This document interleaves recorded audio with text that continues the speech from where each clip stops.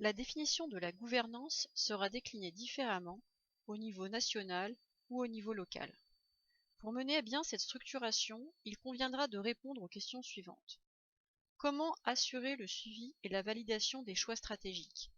En fonction de la taille et de la complexité de l'évaluation, un comité de pilotage pourra être constitué. Il doit tenir compte de l'approche partenariale et transversale, notamment quand le projet concerne plusieurs ministères et des partenaires financiers dont le soutien peut parfois être très significatif.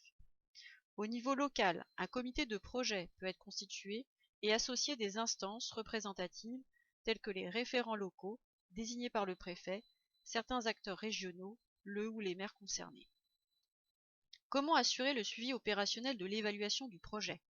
Quelle que soit la taille de l'évaluation, un comité technique ou un comité d'évaluation devra être constitué pour suivre au niveau national ou local l'évaluation du projet. Au niveau local, le point de contact pourra être assuré par les référents locaux, désignés par les préfets, qui travailleront en étroite collaboration avec un chef de projet. Troisièmement, comment s'assurer de l'articulation entre les deux instances lorsqu'elles sont amenées à être mises en place?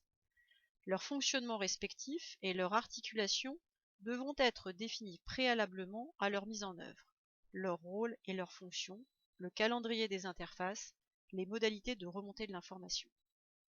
Les ordres du jour, les comptes rendus et les relevés de décision devront également être partagés, ainsi que les rapports intermédiaires attendus permettant de dégager une perspective claire sur la planification des travaux.